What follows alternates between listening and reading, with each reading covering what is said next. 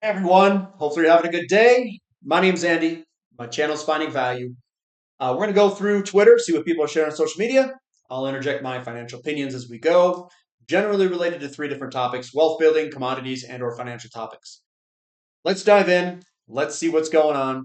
If you want to follow me at Finding_Finance, and if you want to join our community, finding-value.com, where we dive deeper into sectors and you can see my portfolio, how I'm playing this commodity bull market, et cetera, on there. So you can ask me questions and interact with me as well during the question and answer sessions we have on the weekend. LEAP is still active, coupon code. So we've got nat gas, interesting trajectory here as we resume later season pulls. So here is our inventory level, which is outside of the 5-year average, which is way above the 5-year average, and is also outside of the cloud that we normally travel in through other years. So we do have a lot more natural gas in inventory than what we have in other years. But keep in mind, our demand continues to surge higher, and the days of coverage of this inventory is being reduced with time. So it's less and less days of coverage, and what I'll say is the sensitivity to inventory movements and price is going to increase with time. That's my opinion, at least. Oil price drivers. I love this chart. So we can look at oil price drivers here and make some comments. So this is what could surprise, and this is what could be bullish versus bearish. So bearish is the left, from here to the left. Bullish is here to the right. So we've got China-Taiwan conflict, OPEC reversal compliance, OPEC market share war, and ceasefire.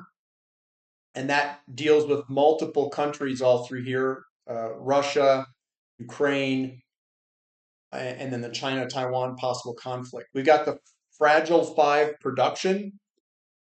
We have non-OPEC production, economic slowdown, which is priced in, they think. USD divided by the Fed, dollar Fed. We've got China inventories, which would be bullish surprise, depending on where they're at. We have an SPR refill, which would be a bullish surprise. China demand continues to surprise and may not be priced in yet. Geopolitical risk premium, trade flows, Russian supply, oil product inventories, OPEC plus quotas. So that's kind of the whole oil market of what is bullish, what is bearish, and then surprises that could potentially occur over time.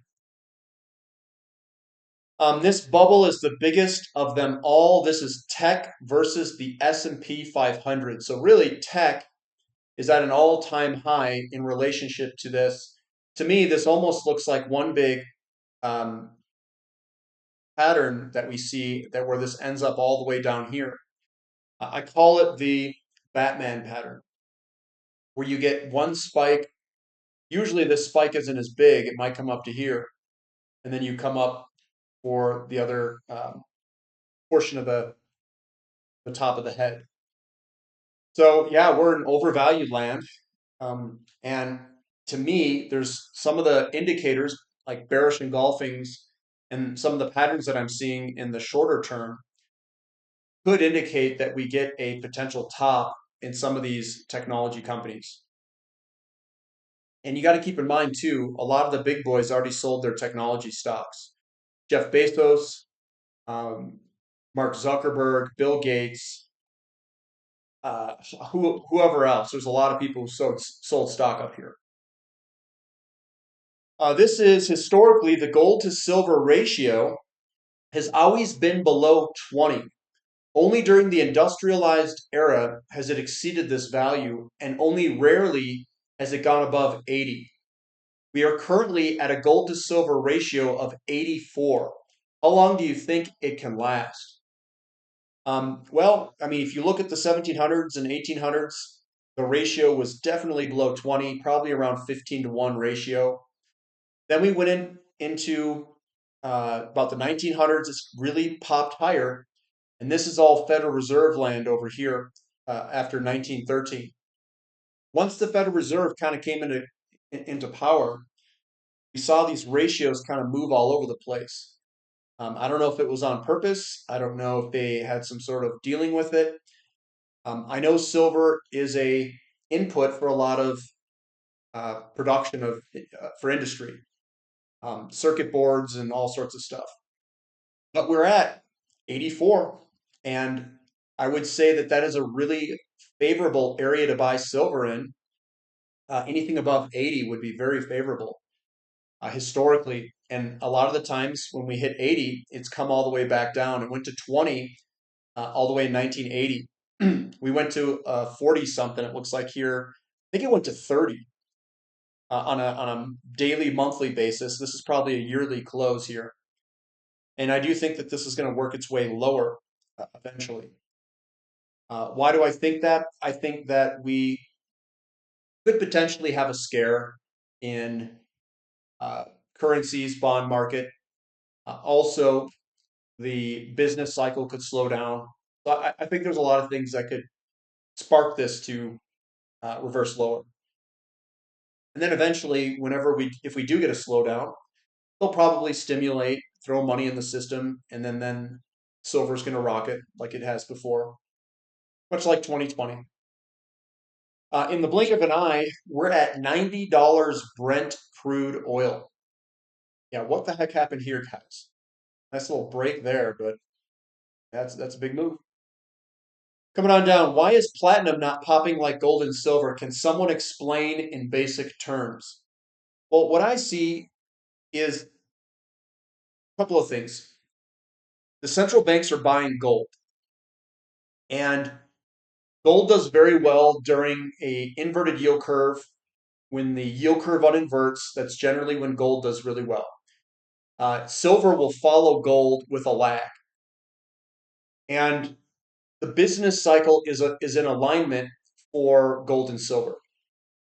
I think that we're still early for this commodity bull market, and platinum trades more similarly with oil.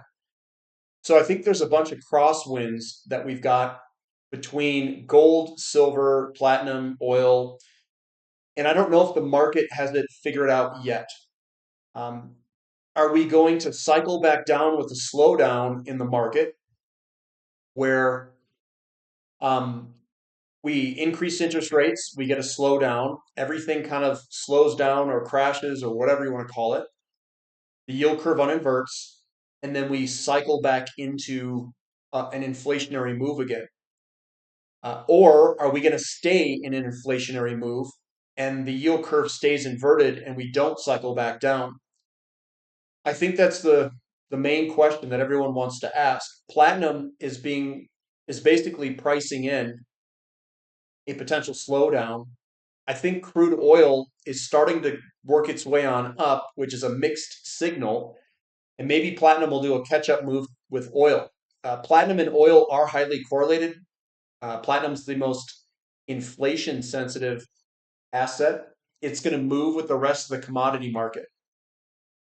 Uh, Gold moves when there's fear in the market, fear of a slowdown, fear of a recession.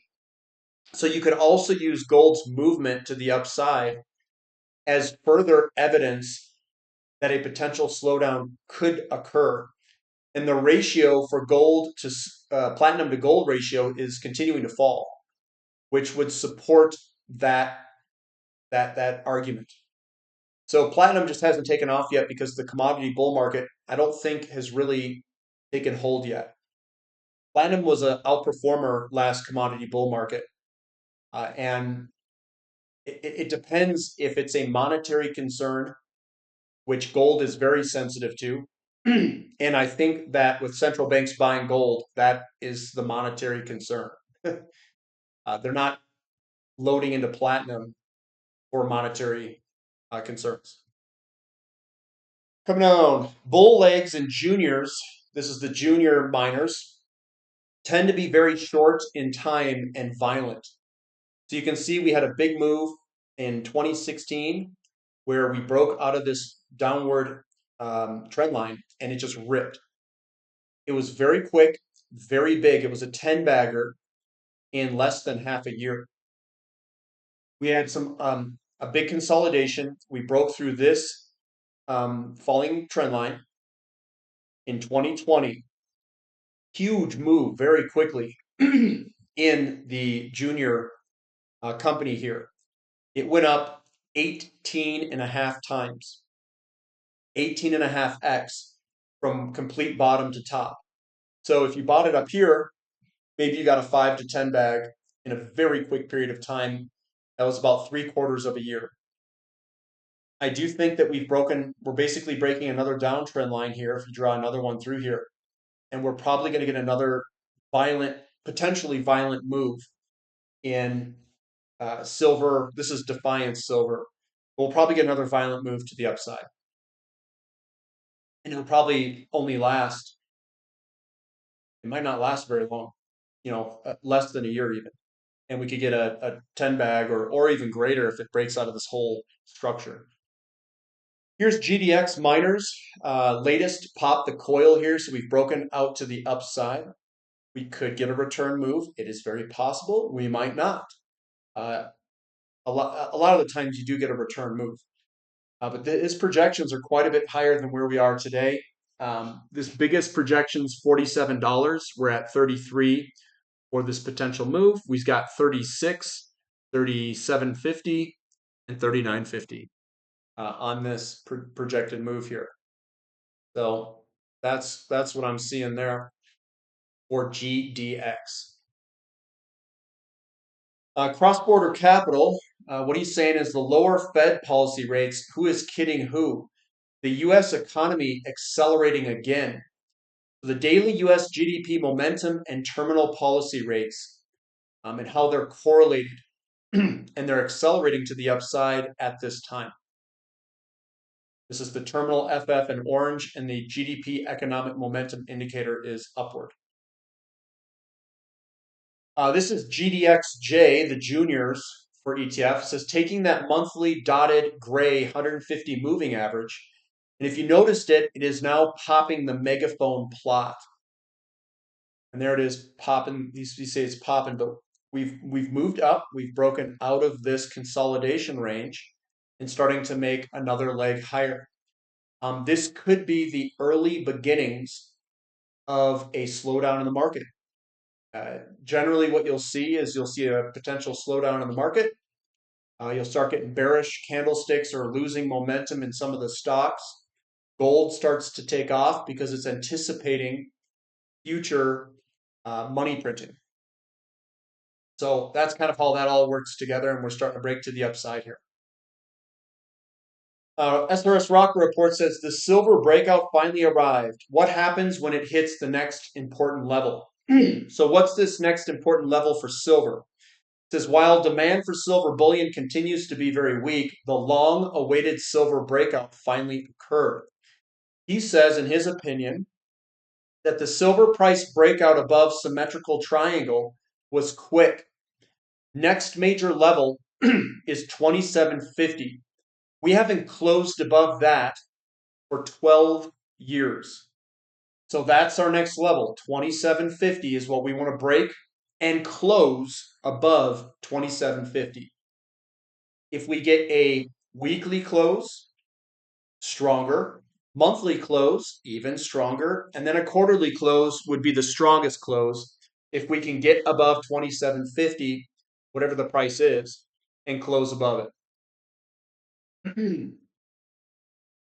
Here's Tavi. He says the Nasdaq 100 versus commodities, a historical perspective of how expensive Nasdaq stocks are relative to how cheap commodity prices remain.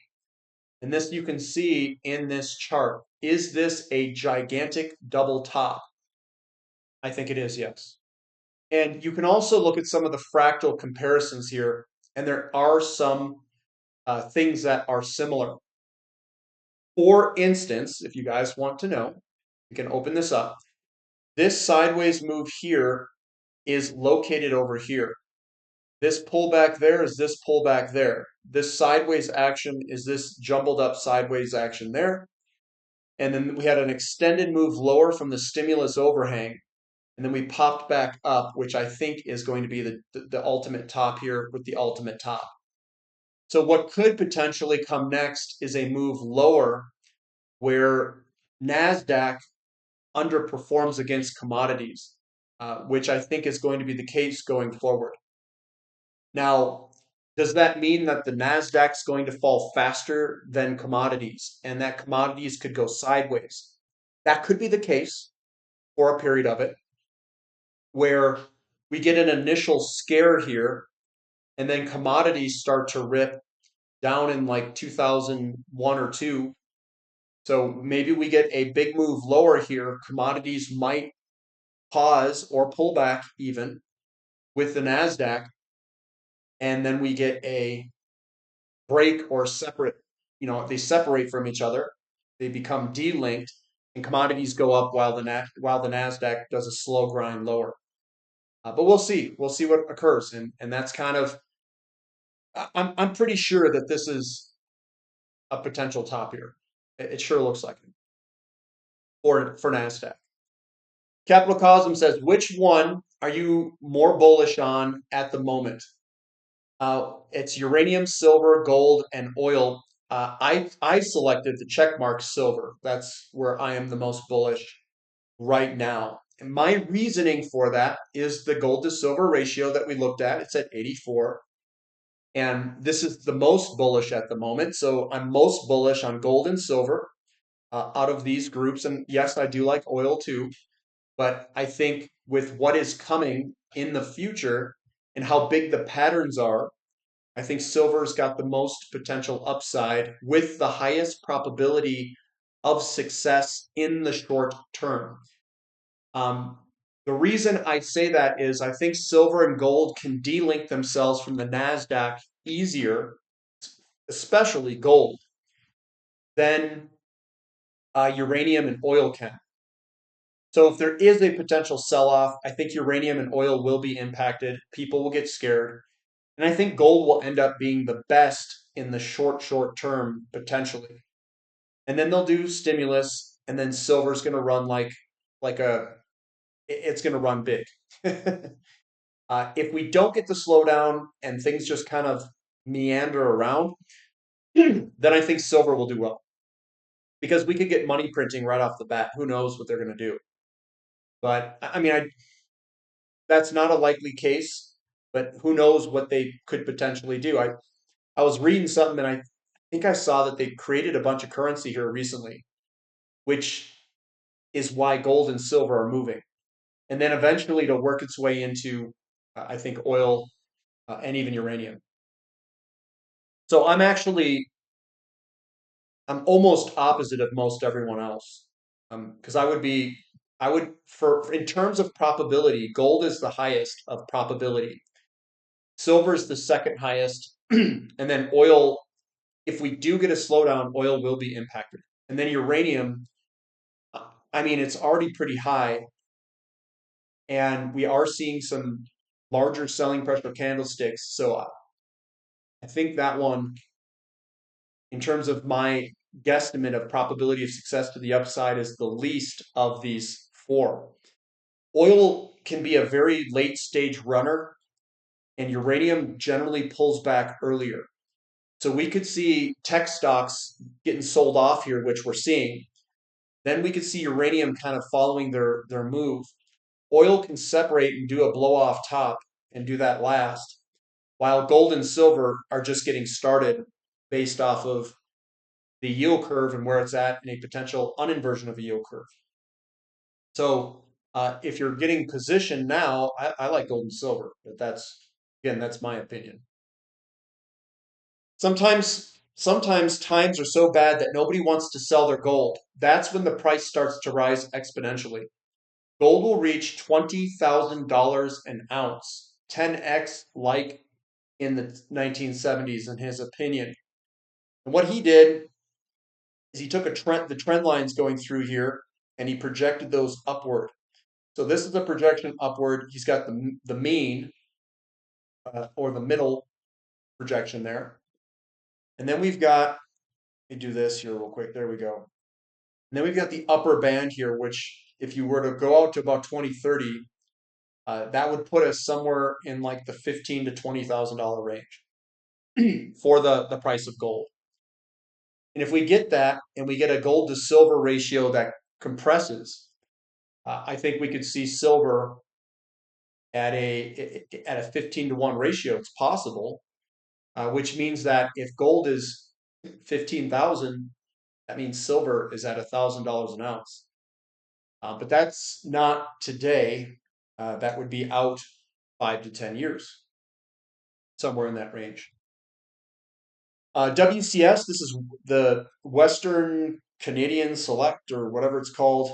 Look at this thing move up here. The differential between West Texas Intermediate and the Canadian grades up there is shrinking. So the Canadian companies are making more money off the differentials contracting, which I don't think a lot of people kind of realize. I've got silver, baby. This is on a yearly candlestick basis. This move here is your resistance neck, or is the resistance line of the cup and handle. This is very easy, in my opinion, to see. You get the lead in, you get the cup, and then you get the handle here that we are basically trying to come up and make. The projected move on this, if you were to take the bottom to the top of the cup of the top of the cup, put it on top of the cup, you get about $275 an ounce. It doesn't give you a time frame of when this is going to occur, and it does look like we just broke out of this falling downtrend line. So I think this looks great. It's got good structure, which I look for. This is the structure and how clean the pattern is. It looks very clean, very easy to identify. And this also is an extension of the market conditions that we are in. So what is potentially coming that would shoot silver and gold upward? One thing that comes to mind is money printing. Big money printing will push this, or could push this, very much higher. And that is the inversion of the yield curve, potential slowdown, and then money printing. That is kind of the order, the sequence, firing sequence there. If we do get a big move, this is a great looking chart, guys. This is probably one of the most bullish charts I have ever seen in my life, with the size of the pattern this big. I don't ever see these this big. You might see copper. I think copper's got one too that's real big. Um, Gold's got some bigger ones. It's not as big as and as long as this one. So I have high expectations for silver. I do.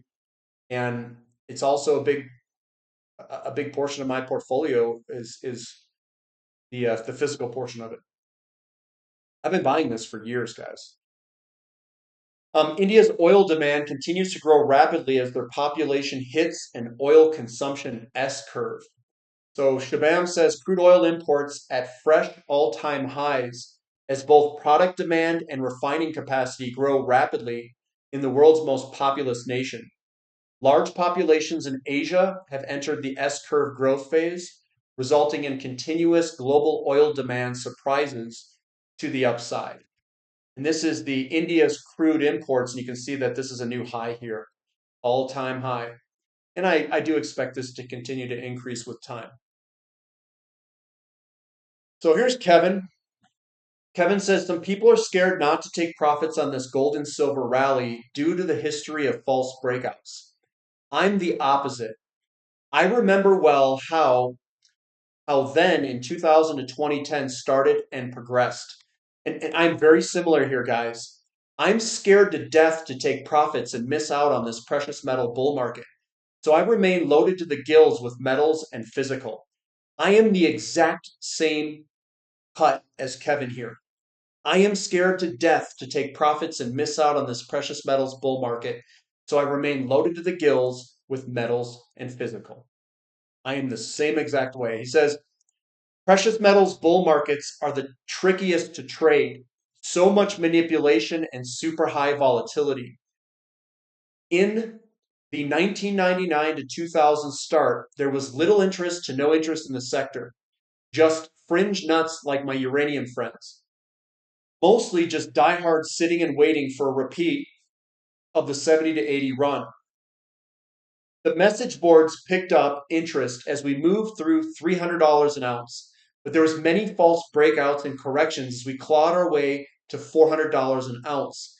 And all eyes were on the key number because the famous Robert Prechter, and he had written a book and made some bold predictions.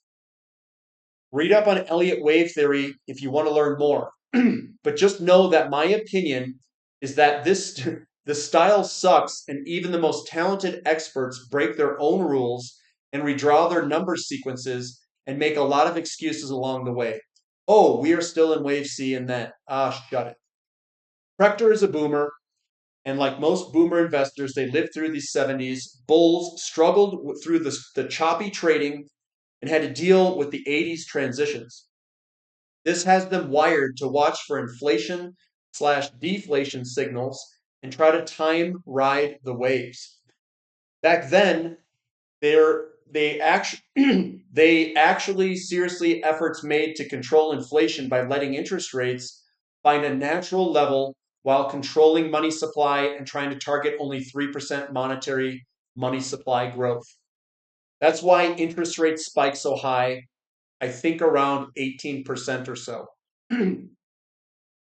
This was done to deal with the rampant inflation swings, which ultimately led to a crazy resource bull, and then oversupply of resources combined with the monetary tightening ended the bull and led to a long deflationary period.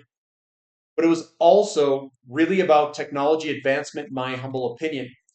Anyhow, not going to go into more detail on this other than to say that investors are all wired to fear deflationary periods where you can get whacked for 50% losses sometimes, but usually just 50% of profits in a bull or 30% or so of total drop. Still damn painful. Prechter had written in his book that there would be a last deflationary break and bottom coming in the late 90s, early 2000s. And this should be bought hard for commodities and in particular gold.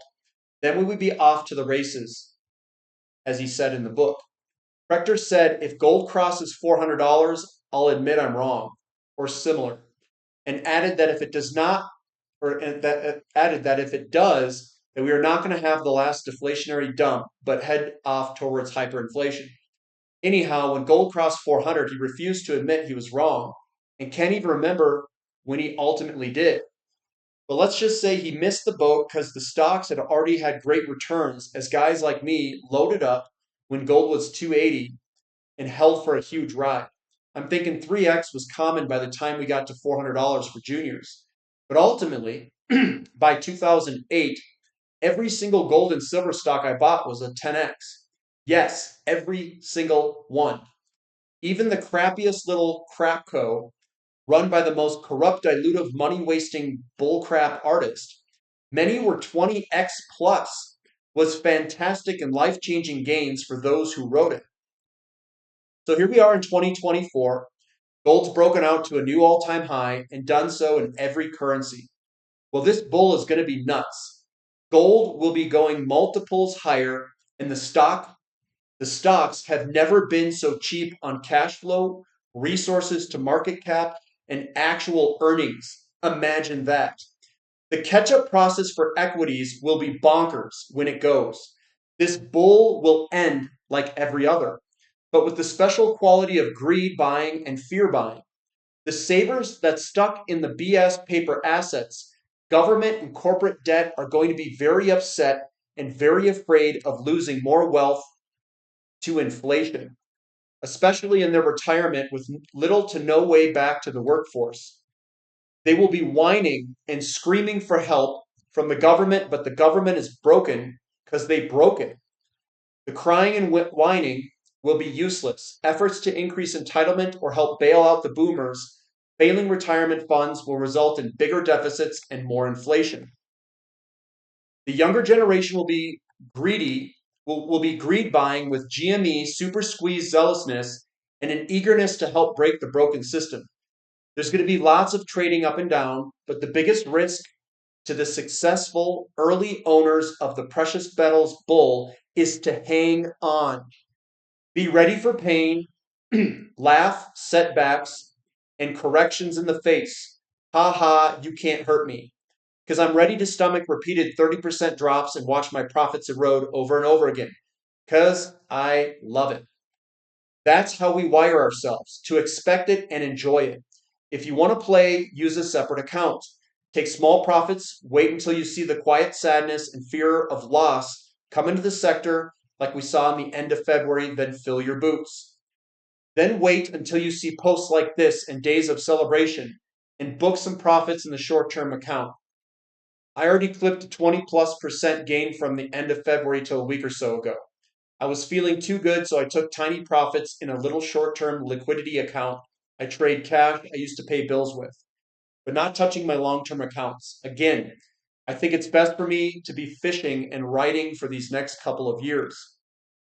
My old friend, investment buddy, shared this with me to give an idea of the drawdowns in physical gold that can be expected over a 10-year bull. This was during a 4 or 5x return just in physical gold price in USD.